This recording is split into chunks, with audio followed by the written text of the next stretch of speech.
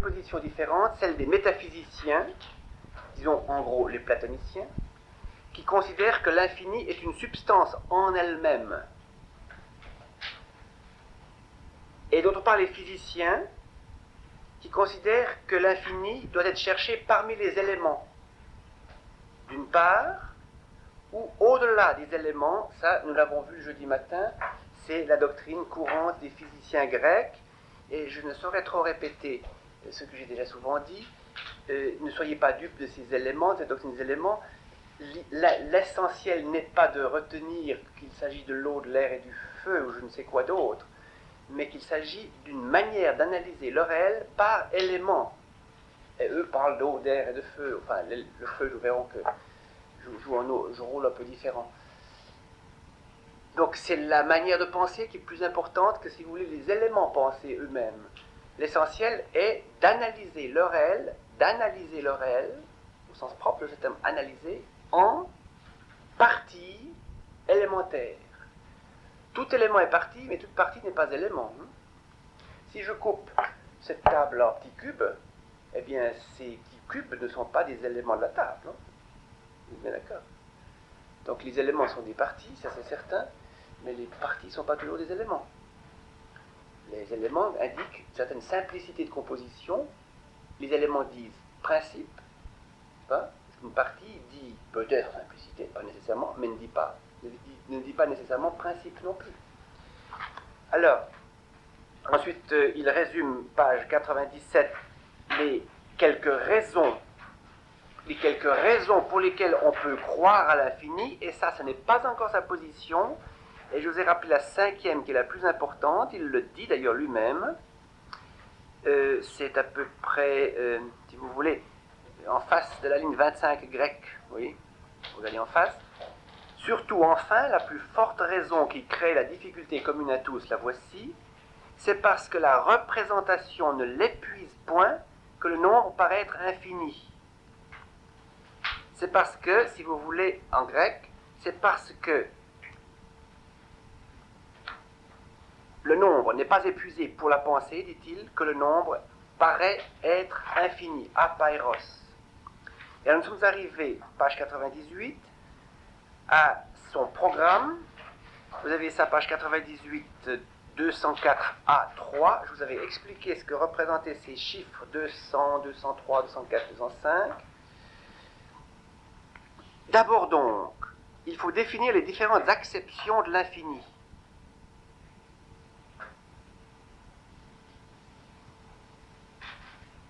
C'est d'abord ce qui ne peut par nature être parcouru, comme la voix est invisible. Et l'exemple est très caractéristique. La voix n'est pas visible, elle est audible. Donc il est impossible par nature, voilà un premier sens du mot infini, que l'infini soit parcouru. Il ne précise pas pourquoi ni comment, mais il dit simplement, comme la voix est invisible, et vous ne ferez jamais qu'elle soit visible, eh bien, vous ne pourrez jamais faire que l'infini soit naturellement parcouru. Ensuite, deuxième sens, ce qu'on peut parcourir et qui est sans fin. On peut le parcourir, mais on ne cesse jamais de le parcourir. Il ne précise pas du tout s'il s'agit d'un infini actuel ou potentiel. Hein. Pour l'instant, il ne s'en occupe pas. Ou encore, ce qu'on peut, avec peine, plutôt qu'à peine, avec peine parcourir, ou ce qu'on peut par nature parcourir, mais qui ne se laisse pas parcourir et n'a pas de fin. Puis ensuite il ajoute, tout est infini ou par composition ou par division ou par les deux à la fois. Bon, voilà les préliminaires au chapitre 5 que vous allez nous présenter. Je vous dirai simplement une chose. Lorsqu'il parle de composition et de division, on peut l'entendre de deux manières. Selon un point de vue mathématique, la composition et la division. Alors, par exemple, un triangle, ou bien une série de nombres, peut toujours lui ajouter une grandeur de plus pour ce qui est du triangle, ou pour ce qui est du côté du triangle, ou bien une unité de plus pour ce qui est des nombres. C'est une opération de l'esprit, ça. Mais ce qu'il entend vraiment, parce que ce qui l'intéresse, c'est l'infini physique et non pas l'infini mathématique. Lorsqu'il parle de composition et de division, il applique, il pense nettement à une opération physique. Vous prenez une ligne et vous ajoutez vraiment un segment réel, plus un segment réel, plus un segment réel, plus un segment réel. Ou bien l'inverse, vous prenez une ligne et vous la divisez réellement, vous coupez sa moitié, puis vous coupez nouveau sa moitié, puis vous coupez sa moitié. Alors, il arrive dans cette condition à une double conception de l'infini que j'aimerais juste vous dire parce qu'elle va réapparaître sous des noms un peu barbares plus tard. Prenez page 105.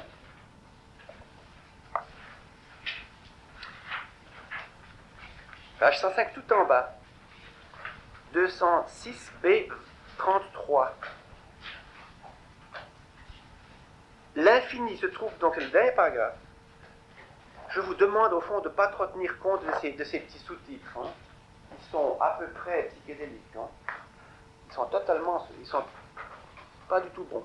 Donc il faut un petit peu faire abstraction des sous-titres. Parfois ils sont bons, parfois ils sont mauvais. L'infini se trouve donc être le contraire de ce qu'on dit. En effet, il n'est pas ce en dehors de quoi il n'y a rien.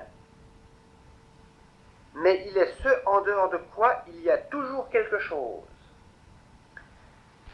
Je vous dis ça dès le début parce que c'est l'origine de notions d'infini que nous verrons jusqu'à la fin. L'infini catégorématique, on va quand même mettre ça au tableau. Les logiciens médiévaux qui ont inventé ce terme. L'infini catégorématique.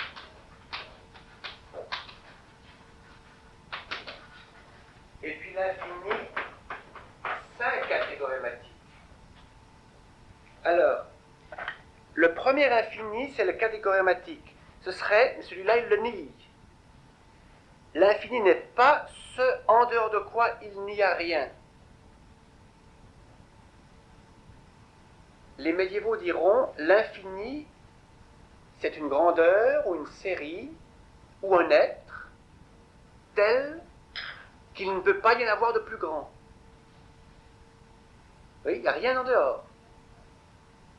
C'est un être, c'est une série de nombres, c'est une grandeur telle qu'il ne peut pas y en avoir un être, qu'il ne peut pas y en avoir un de plus grand. Et puis l'infini syncatégorématique, c'est l'infini en dehors de quoi il y a toujours quelque chose qu'on peut lui rajouter.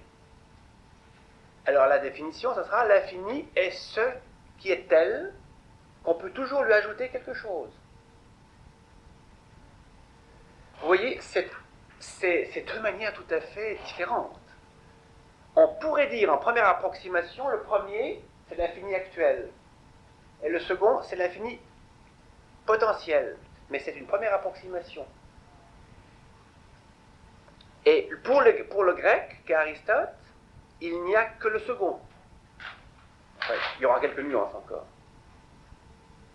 Pourquoi catégorématique et syncatégorématique ? Ce sont des termes qui sont très usuels dans la philosophie du langage contemporaine. Catégorématique, à partir de... vous trouvez ça à partir de Jean d'Espagne. Pierre d'Espagne, pardon. Pierre d'Espagne, qui est un auteur du XIIIe siècle, d'un célèbre manuel logique qui s'appelle les Summulae Logicae, les petites sommes logiques. C'est lui qui a introduit cela. Ensuite, c'était repris par Grégoire de Rimini, dont vous entendez souvent parler, bien sûr, c'est sûr, par Buridan et d'autres, et par Jean Maire. Alors, dans le langage, vous avez des notions qui sont catégorématiques. Ça veut dire qu'ils signifient par elles-mêmes. Par exemple, homme, chanter, etc. Et vous avez les termes qui sont syncatégorématiques, qui ne signifient qu'en liaison avec d'autres. Par exemple, est, si, quand, oui, où.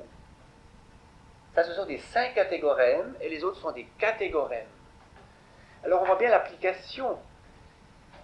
L'infini tel est ce qui est tel qu'il n'y a rien en dehors, c'est-à-dire qui est tel qu'il ne peut y avoir rien de plus grand. Oui. Eh bien, c'est un infini par lui-même.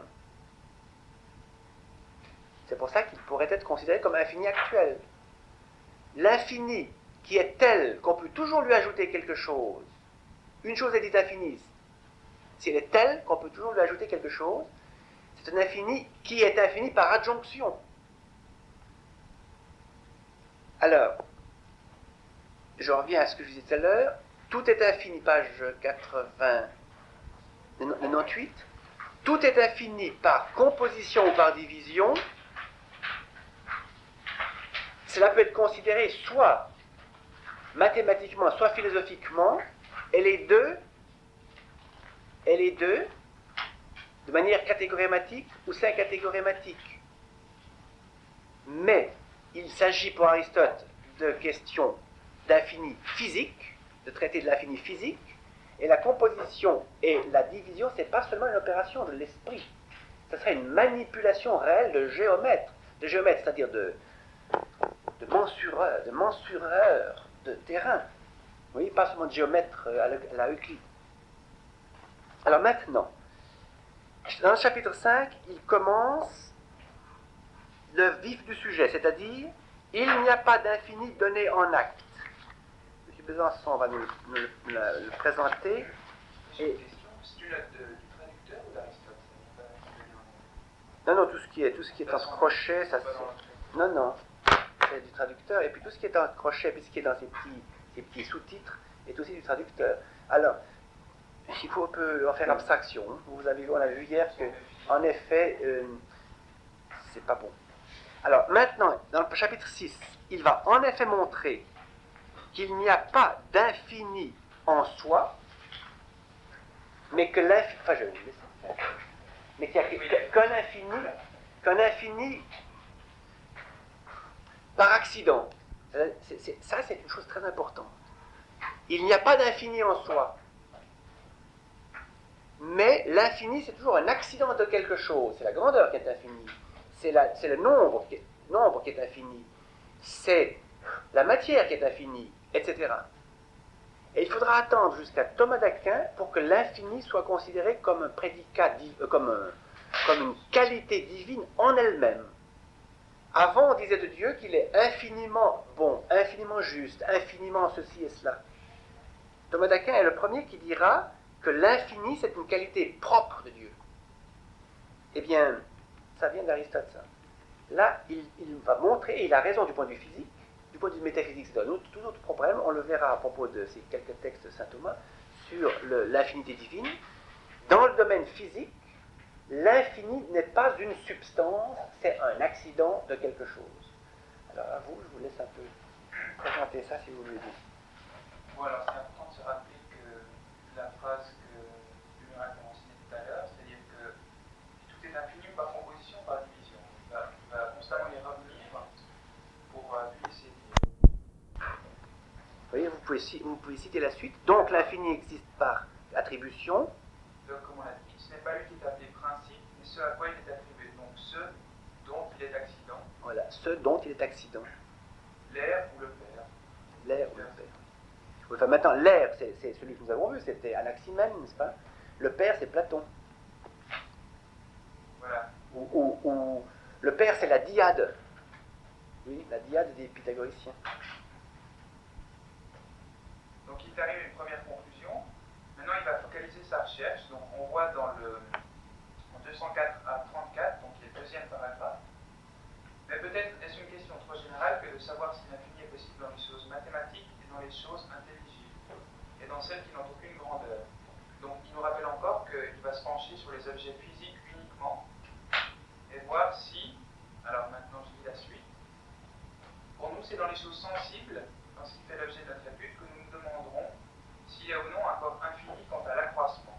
Oui, c'est la notion de corps qui est importante. Soma, corps. Est-ce qu'il y a un corps ou des corps infini quant à l'accroissement? Voilà. Alors, à partir de là, au fond, il ne parle plus que des infinis physiques. Voilà. Oui. Donc il n'est plus question d'infini en substance, d'infini substantiel, d'infini en principe, d'infini idéal. Mais uniquement la recherche d'infini dans un objet physique tangible, dans un corps. Et là, j'insiste beaucoup. Au fond, ce qu'il rejette maintenant, c'est tous les premiers non-physiciens dont il a parlé, les pythagoriciens et les platoniciens.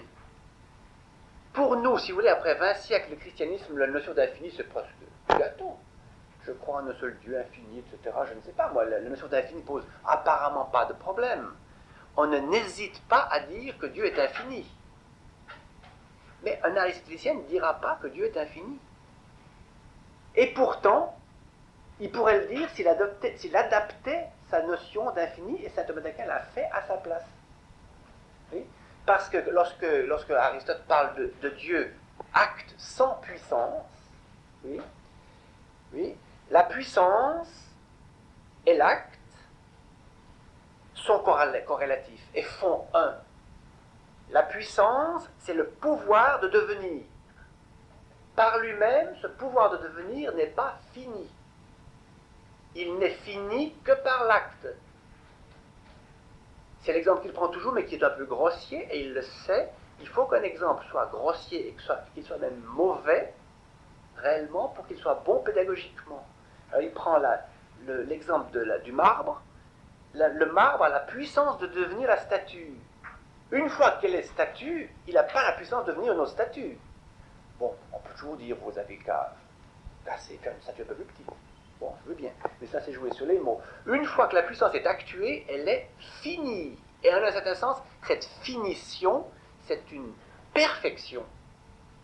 Alors, Dieu étant considéré comme un être, non seulement dont la puissance est parfaitement actuée, mais un être qui n'a pas de puissance, donc qui est acte pur. Donc il ne peut pas devenir autre que lui-même. Il ne dira jamais qu'il est infini, parce que seul lui, pour lui, la puissance est d'ordre de l'infini. Et il faudra tout l'effort de pensée thomiste pour montrer que l'infini peut être dit de Dieu comme tel. J'insiste là-dessus parce qu'au fond, il a parlé de ces métaphysiciens. Maintenant, il va parler des physiciens, enfin, du point de vue physique. Des choses curieuses, vous m'avez dit vous-même, enfin j'ai eu le sentiment de le comprendre ainsi, que lorsque je vous montrais brièvement cette doctrine des attributs divins selon Duns Scott, vous compreniez mieux ce qui était en jeu là. Lorsqu'il dit, dans cette phrase, au haut de la page 99, l'infini ne peut exister comme un être en acte, comme substance ou principe, car une quelconque de ses parties, prise à part, sera infinie si on peut le partager. Si on peut le partager. Eh bien, vous avez le Dieu d'un médiéval. À supposer qu'on puisse le partager. Et de fait, pour Scott, en raison de la distinction formelle, si ça vous dit quelque chose, on peut le partager de cette manière. Alors, vous aurez un infini qui se partage en parties infinies, ce qui pour lui est absurde. Donc, il n'y a pas d'infini en acte. Alors, c'est très curieux, mais parfois les choses les plus absconses théologiquement ou métaphysiquement sont plus faciles à comprendre que les choses immédiatement physiques. Ça, je crois que c'est assez vrai. C'est pour ça que la philosophie moderne a voulu rattacher toute explication à l'unique principe qui serait Dieu. C'est plus facile, dans le sens. Bon, alors maintenant, on laisse tout cet aspect métaphysique et on va raisonner physiquement. Et c'est pas plus facile. À partir de 204b, non? Donc 204b4, qui est le troisième paragraphe. Alors, un examen logique semble... Alors, excusez-moi, mais il faut que je vous coupe. Logique, ça n'a rien à faire avec logique comme on l'entend. Un examen... Non, selon les définitions. On va considérer non pas, vous voyez, dans le grec c'est logikos, et puis en bas, la dernière ligne, qui est traduite par si l'on considère plutôt les choses physiques physiquement, physikos. Vous pouvez un tout petit peu deviner les lettres grecques. Hein. À la ligne 4, 204b grec, logikos, premier mot. Vous voyez, du point de vue du logos, c'est-à-dire de la définition. Physikos, du point de vue naturel, de la nature des choses. Physikos. Voilà. Donc, vous voyez, c'est toujours traduit par logique, ou logiquement, mais c'est faux. Logiquement a un tout autre sens. C'est du point de vue de ce qui est dit, logos. Logos, c'est ce qui est dit d'une chose. Qu'est-ce qui est dit d'une chose en premier? C'est sa définition. Oui. Ce que l'on dit d'une chose vraiment, principalement et premièrement, c'est sa définition. Si vous dites ça c'est noir, bon, ça aussi c'est noir. Vous ne dites pas ça au sens propre de dire. Ce que l'on dit d'une chose, c'est sa définition. Donc l'homme, qu'est-ce qu'on dit de lui? Il est animal raisonnable. Par exemple, on ne va pas dire l'homme est né, l'homme court. Ça, on le dit par accident. J'ai simplement une petite remarque à propos du terme logique, c'est constant. Toujours les traductions prennent le mot logikos pour logiquement, et ça, c'est pas bon.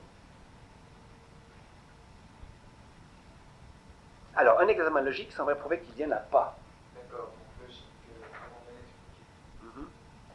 Si on a fait la définition du corps, ce qui est limité par une surface, ça il faut le retenir parce qu'il ne fera réintervenir une définition du corps plus tard qui ne sera pas la même, on verra. Donc, si la définition du corps est ce qui est limité par une surface, il n'y aura pas de corps infini, ni intelligible, ni sensible. Ça, je pense que c'est facile à comprendre. Oui. Alors, voyez. Donc, si on admet par exemple une perche, et puis qu'on a défini donc, ce qui est limité par une surface, donc l'aspect extérieur de la perche sera ce qui limite la perche, on ne peut pas imaginer que selon cette définition, elle puisse aller plus loin par composition ou alors par réduction. Oui. Et vous voyez la surface. On voit bien ce que c'est que la surface. Hein, c'est tout ça. Oui, quand on touche la table. C'est aussi le lieu. Oui. Attention, évitez d'imaginer un univers aristotélicien où il y aurait des infinis ou des choses finies, infinies dans un espace. Pour nous, l'espace, c'est la tarte à la crème. Vous voyez, on envoie des fusées dans l'espace, par exemple. Et en un certain sens, ces fusées, bon, dans cet espace, il y a du vide dedans. Ça, c'est un grand problème. Pour Aristote, il n'y a pas de vide. Est-ce qu'il y a du vide? Il n'y a pas de vide, moi j'en sais rien. Mais en attendant, la figure délimite le lieu.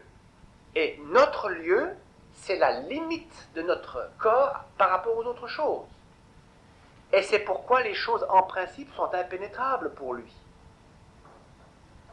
Mais le lieu, ça n'est pas l'espace.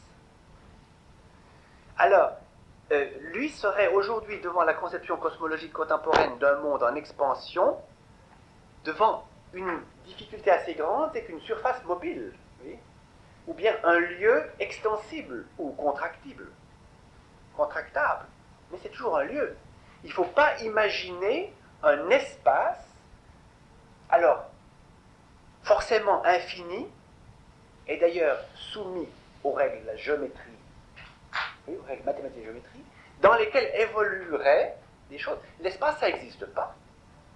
Concrètement, l'espace, concrètement, ça n'existe pas. L'espace, c'est un jeu d'abscisse et d'ordonnées, un jeu de coordonnées, disons, au minimum, non pas au minimum, au minimum à 0 dimension, géométriquement.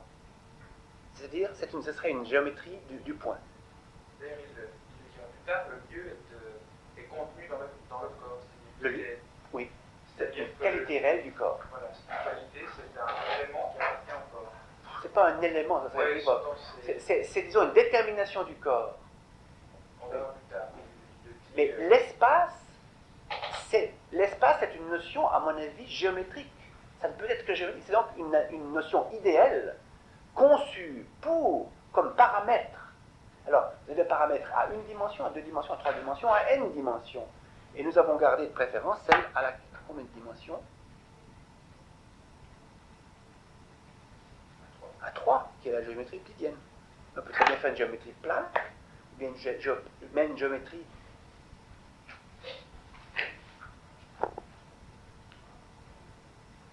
Est-ce que je dis une bêtise? Non, là je suis prêt à demander à M. Pont. C'est pas la géométrie du point, c'est la géométrie de la ligne. ensuite c'est la géométrie de la surface, ensuite c'est la géométrie du cube. Oui, c'est comme ça qu'il faudrait dire les choses plutôt. C'est la géométrie du point. Parce que le point, c'est vraiment la limite à l'infini. Oui. Ça, on verra avec Nicolas de Cuse. Il a parfaitement vu ça. Le point, c'est la limite à l'infini. Donc, le lieu, c'est ce qui limite la chose les unes par rapport aux autres. Et les choses, donc, ont d'unité extérieure par contact, comme il le dit. On verra ça encore apparaître. Hein. Ça va ou bien? Ça se comprend? C'est pas facile, hein? Parce qu'il faut évacuer des images qui nous sont familières. C'est que le lieu, c'est l'espace. Non, le lieu, c'est pas l'espace. Alors nous, on parle de temps et d'espace. Lui, il parlait de temps et de lieu. Et encore, nous, enfin bref, tout ça est là-dedans. Hein. C'est une physique complète. Et il y a un grand mathématicien français, René Thom, qui vient de faire un commentaire de la physique d'Aristote qui est très louangeur. Ça me fait plaisir. Parce que c'est pas caduque, ça, contrairement à ce qu'on dit. Je vous laisse continuer, mais simplement une petite notion à propos de la surface. Donc, il faut répéter l'argument. La définition laisserait entendre, la définition d'un corps laisserait entendre qu'il ne peut pas y avoir de corps infini. Pourquoi? Parce qu'il y a toujours une surface. Et que la surface est une limite.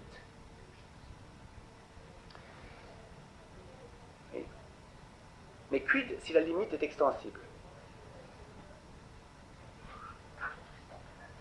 Et même, voyez, vous avez le petit bébé, puis le même petit bébé, il devient adulte. Ah bah c'est la même chose avec le monde. La surface du petit bébé, elle limite. Mais quand il devient grand, jusqu'où va-t-il aller? Donc, mutatis mutandis, l'univers en expansion, c'est comme le petit bébé qui va, dont la surface, dont le lieu, augmente.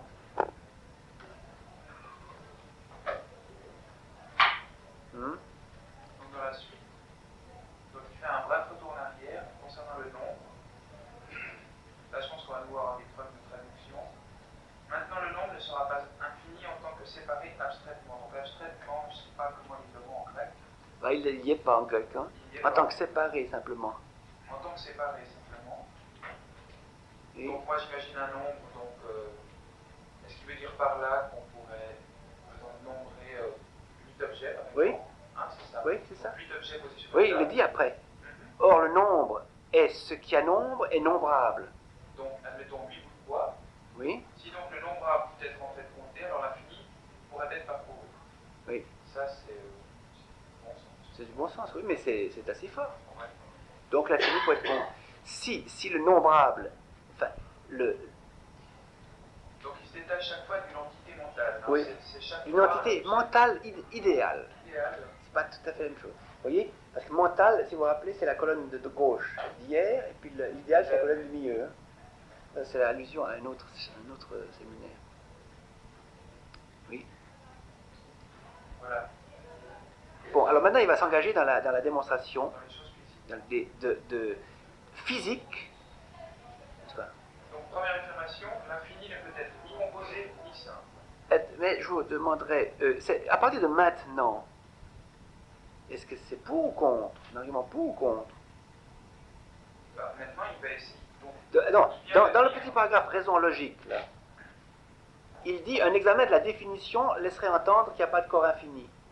Puis après, il dit maintenant, alamen, dans le grec. Ce maintenant a une valeur d'opposition, ou bien est-ce que c'est simplement en plus? Et bien voilà encore un deuxième argument pour montrer qu'il ne semble pas qu'il y ait de corps infini. Moi, je pense qu'avec le maintenant, il dit fermement qu'il n'y a pas de corps infini. Il ne peut pas exister de corps infini. Puisqu'il donne un exemple très simple. Non. C'est au fond plutôt un argument pour l'infini, ça. Or, maintenant, d'ailleurs, c'est pas bien traduit maintenant. Alamen, ça veut dire mais, au contraire. Le nombre ne sera pas infini en tant que séparé. Le nombre sera infini en tant qu'engagé dans les choses. 8 bouts de bois, 10 bouts de bois, n bouts de bois. Parce que le nombre est nombrable. Ça veut dire, on peut compter les nombres. Donc on peut parcourir une série infinie. C'est un indice plutôt d'ordre logique pour. Voyez? c'est curieux parce que dans la suite, il va plutôt à l'encontre d'un corps infini possible. Oui, d'accord, si vous voulez. Mais Pour être parcouru, il ne dit pas qu'il le sera en acte. Il ne dit pas que vous pourrez le parcourir jusqu'au bout. Il dit, il laissera au contraire entendre, où est-ce que c'est ça? Page 98, c'est un des quatre points. C'est 98, les différentes acceptions de l'infini, c'est l'avant-dernière, ce qu'on peut par nature parcourir, mais qui ne se laisse pas parcourir et n'a pas de fin. Rien ne vous dit que ça soit ça. Rien ne vous dit que ça ne soit pas ce cas-là. Le nombre, je ne vais pas le considérer comme nombre en soi, comme Platon le fait. Vous voyez ? Je vous fais remarquer que quand Platon parle du nombre en soi, c'est salement difficile. Parce que c'est pas 2, mais c'est la dyade. C'est pas 3, mais c'est la triade. Etc. Donc c'est plus une quantité, c'est des infinis en soi. Donc c'est pas nombrable. Les nombres idéaux de Platon ne sont pas nombrables. Donc on ne peut pas calculer avec les nombres de Platon. Tandis qu'avec les nombres qui ne sont, oui, pas séparés, on peut calculer. Mais c'est bien simple. 1, 2, 3, 4, 5, 6, 7, 8, 9, 10 objets, etc. Mais comment allez-vous calculer avec les nombres séparés? Surtout qu'il a devant lui l'exemple des nombres séparés de manière platonicienne. Les nombres de l'arithméticien, je vous avais déjà dit, il ne faut pas les considérer comme ni abstraits, ni séparés. Ils sont le résultat d'une induction idéalisante. J'ai déjà expliqué ça une fois, mais c'est une idée à moi. Je tourne autour, mais c'est assez difficile. Parce que vous avez ici Jacques, Pierre, Jacques, Jean, et puis inductivement, par abstraction, à partir de cette expérience empirique, vous abstrayez la nature humaine, avec des caractères communs. Bon. Et vous avez parlé du bûcheron, il scie un arbre, et vous avez le cercle du tronc. Bon, c'est vrai, c'est un cercle, mais le cercle n'est pas abstrait. La notion de cercle, comme la notion de 1 ou de 2 ou de 3, c'est la même chose. C'est plus facile à comprendre avec un cercle. La notion de cercle géométrique n'est pas abstraite inductivement à partir d'une expérience sensible comme homme de Pierre-Jacques-Jean. Elle est, je crois, je dirais, idéalisée par passage à la limite. C'est une... Alors ce que ça veut dire, je ne sais pas très bien. Mais ce n'est pas une abstraction comme courante, comme quand vous dites, voilà, un homme, un homme, un homme, un homme, un homme, ou bien voilà, une chaise, une chaise, une chaise, une chaise. Et tout ça, c'est des chaises. Non? Alors à ce moment-là, si vous voulez, le cercle n'a pas de valeur universelle. Alors que le nom homme, le nom chaise, a une valeur universelle, puisque c'est ici, ici un, ici un, ici un, ici un. Oui? Je ne sais pas si vous comprenez, moi je trouve que c'est bien difficile. Mais ce que je veux dire ici, c'est pour ça qu'il dit, maintenant, le nombre ne sera pas infini en tant que séparé et biffé abstraitement. Ça, c'est de l'invention. Le nombre, ou ce qui a nombre, est nombrable, arithméton. Si donc le nombrable peut être compté, il dit exactement, si le nombrable peut être nombré, alors l'infini pourrait être parcouru. Mais le nombrable peut être nombré, et donc on peut parcourir l'infini, mais on peut parcourir l'infini des nombres, mais on ne vous dira jamais que vous arriverez au bout. C'est comme le nombre pi, c'est 3,14, une série de nombres infinis et même pas cycliques. Vous savez, il y a certains nombres comme ça qui sont infinis et pas cycliques. Vous voyez? Alors, si vous voulez, c'est un argument contre l'infini actuel qu'il dit là, à propos du nombre, mais ce n'est pas un argument contre l'infini tout court. Mais c'est une conception logico, c'est-à-dire c'est une conception qui regarde la définition, les définitions. Voilà, est-ce que ça va un peu? Vous êtes un peu perdu? Non. Eh ben voilà, les lumières viennent. Il suffit d'allumer la lumière, pas souffler sur la bougie, puis tout à coup le brasier prend. C'est normal. Alors, physiquement, c'est ça qui l'intéresse. Physiquement, qu'est-ce qui se passe? Alors, différentes raisons qui se présentent. Donc là, il décrète l'infini ne peut être ni composé ni simple. Alors, composé d'abord. Et puis ensuite, prenons l'articulation. Composé d'abord, c'est au bas de la page. Ensuite, On aura donc, ligne 22, page suivante. Oui, en second lieu le corps infini, etc. oui, c'est ça. Donc, en ce qui concerne un infini éventuel composé, le corps infini ne le sera pas si les éléments sont finis en nombre, car il faut qu'ils soient plusieurs, que les contraires s'égalent toujours, et que nul d'entre eux soit infini. Donc ça, il ne le justifie pas. Il le donne tel quel. Oh, il donne quand même quelques expériences. Car si la puissance d'un seul corps, il l'explique là. Il explique nul d'entre eux ne soit infini.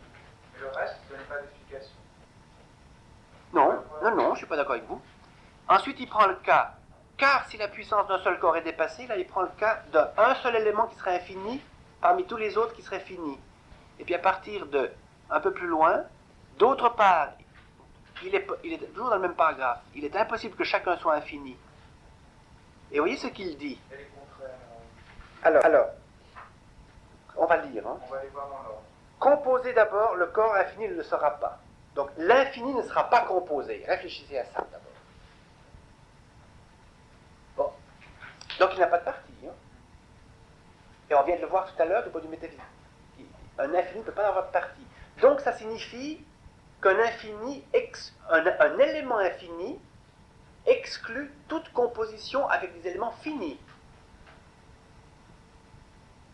C'est pour ça qu'il reproche à Anaximène d'avoir dit que l'air est infini. Oui, toujours du corps. Alors ensuite il dit, composé d'abord, le corps infini ne sera pas si les éléments sont finis en nombre.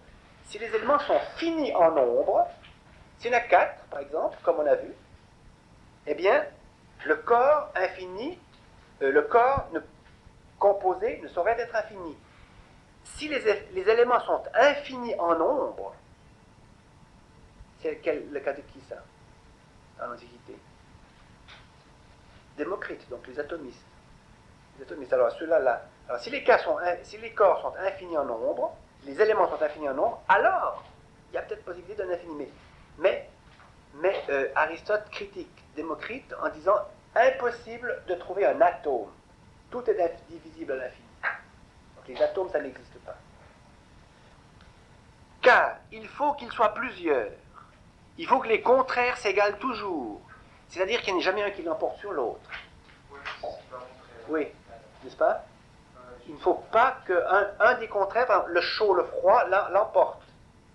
Moi, il y a destruction d'équilibre. Voilà, et bien vous n'avez qu'à lire ce qu'on dit dans les journaux ces derniers temps. Si la planète se réchauffe, si le chaud l'emporte, et bien on va vous dire, on ne va pas emmener l'âge.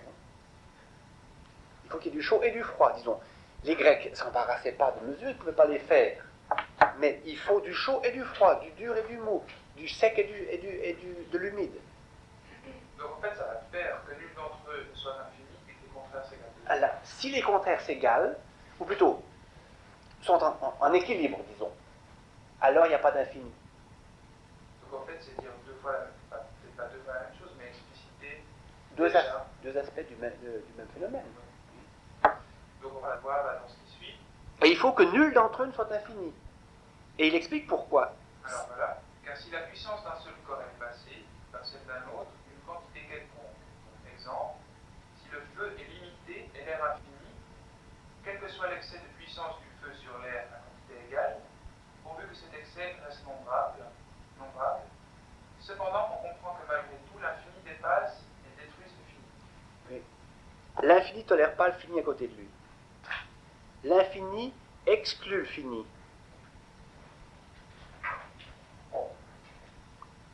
C'est pour ça que l'infini ne peut être qu'un, et il ne peut pas être composé. Mais comme il va dire qu'il ne peut pas être simple, ni un, alors là, c'est-à-dire qu'il sera justement un accident de choses, l'infini. Il sera un accident de choses, un accident du temps, un accident des quantités, un accident des nombres, au fond surtout. Temps, quantité, nombre. Voilà les trois sujets de l'infini pour lui. Temps, quantité, nombre. Temps, grandeur, nombre, disons. Quantité, c'est équivalent. Temps, grandeur, nombre. Faut pas oublier ça. Temps, grandeur, nombre. Temps, il est non fini. Grandeur, sont infinies, divisibles, en particulier. Nombre, série, par composition infinie ou par réduction infinie. Oui, et d'ailleurs, ça c'est bien traduit. L'infini surpassera, dépassera et détruira le fini. L'autre cas, d'autre part, il est impossible que chacun soit infini. Et donc là, il y a une chose que je ne comprends pas, car le corps, est-ce qu'il est étendu de toutes parts, alors qu'il vient de dire tout à l'heure, c'était Qu'il est fini, mais le de toutes parts ne signifie pas qu'il est infini. Oui, c'est-à-dire il a de l'extension, il a de l'étendue dans toutes les dimensions, si vous voulez. C'est ça que ça veut dire. Oui. Le grec dit diastasine. Il a une. Je prends une image, si vous voulez, mais qui n'est pas bonne. Il a une stabilité à travers l'espace dans toutes les directions, si vous voulez. Le corps, il est. N'est-ce pas? L'espace tridimensionnel, c'est une manière de déterminer des directions tout à fait abstraites. Oui. La hauteur, la largeur, la profondeur. C'est tout à fait abstrait. Les dimensions du corps ne sont pas trois. Regardez, les dimensions de notre corps, oui, elles se laissent analyser par un système référentiel à trois dimensions. Mais les dimensions du corps ne sont pas trois. Comment est-ce que je veux essayer de vous dire? Alors, c'est ce qu'il dit là. Et il est étendu de toutes parts. Il est diastasine, il a une diastasis. Oui, enfin, si du grec, ça ne vous dit pas grand-chose. Hein. Diastasis panté. Partout. Quoi? une explosion. Pas une explosion. Non, pas du. C'est tout à fait ici. Un corps a des dimensions qui s'étendent. Oui, son extension va partout. Et vous n'avez aucune raison physique de définir les dimensions de l'étendue du corps seulement par 3, ou par 2, ou par 1. Ça, c'est des abstractions géométriques.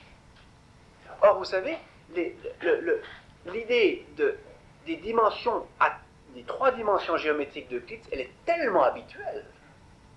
Mais parce que, diable, hein, quand on construit un meuble, il vaut mieux le faire à l'équerre. Ça tient mieux, disons. Il y a des chances. Mais le corps, dans le corps humain, il n'y a aucune ligne droite, d'abord. Est-ce que c'est pour ça? J'en sais rien. Mais physiquement, il n'y a aucune raison de définir un corps par 3 dimensions qui seraient uniquement les 3 dimensions géométriques. D'abord parce que vous savez, les 3 dimensions géométriques, elles dépendent du postulat d'Euclide des parallèles qui ne se coupent pas. Oui. Or ça, géométriquement, on peut tout à fait on peut dire le contraire. On peut dire qu'on a un monde courbe. D'ailleurs, notre monde est courbe puisque c'est des ellipses. Donc, si on lit Aristote, on lit Aristote toujours en le soupçonnant de se fermer par principe à une vision de géométrie non euclidienne. Or, justement, il nous montre que l'infini ou les dimensions géométriques ne sont pas physiques. Et ça, c'est un cas tout à fait particulier. C'est dit comme ça, vous voyez. Le corps est ce qui a étendu de toutes parts, et l'infini ce qui s'étend sans limite, de sorte que le corps infini a de toutes parts extension à l'infini.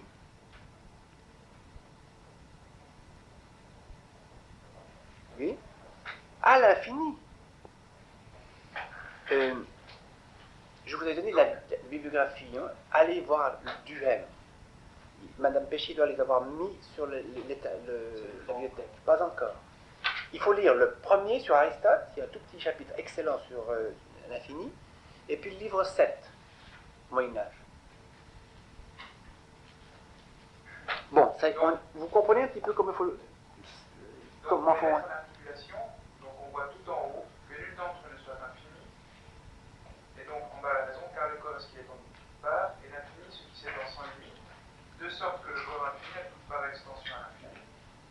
Ce qui serait impossible. Parce que on ne pourrait pas avoir un lieu propre au corps. On ne pourrait pas avoir un lieu propre au corps, oui. Et puis, à la limite, il y a une limite à l'univers qui est la sphère des fixes, des planètes fixes. Alors, comment est-ce qu'il imaginait ça? Au-delà de ça, rien. Là, je ne sais pas très bien comment on pourrait imaginer. Remarquez, nous, on n'est pas beaucoup plus avancés parce que notre monde en expansion, là où il n'est pas encore expandu, il y a quoi? Vous voyez? Donc, mystère pour mystère. Hein? L'un est vu dans le cadre d'un monde limité, l'autre est vu dans le cadre d'un monde illimité, mais le problème reste le même. Parce que finalement, il y a un lieu pour ce monde en expansion. Oui, c'est quand même assez extraordinaire que les mêmes problèmes se posent à 25 siècles de différence, même avec malgré les connaissances incroyablement différentes qu'on est, nous, je trouve. J'espère que je ne dis pas trop de bêtises du point de vue physique en ce moment. Si jamais je le dis, hein, je vais le mettre dans la petite cassette. Bon. Alors voilà, donc ça serait absurde. Hein. Mais c'est pas parce que l'infini est ce qui s'étend sans limite que le corps ne serait pas, et que c'est absurde, que le corps n'aurait pas une étendue de toutes parts. C'est-à-dire que ces dimensions vont dans tous les sens. Mais le problème, c'est que toute part, il va avoir une extension à l'infini. C'est ça qui pose problème. C'est ça qui pose problème, mais c'est ce qui n'est pas possible pour lui.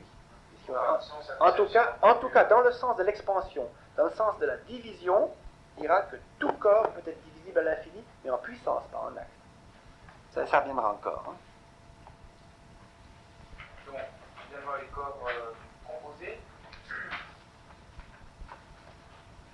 L'infini en tant que composé. Ouais, le corps infini en tant que composé. Comment 100. Ligne 22. 204B 22. Maintenant, on passe au second lieu. Maintenant, l'infini en tant que corps simple. Donc, en second lieu, le corps infini peut être un et simple. Et si l'on considère comme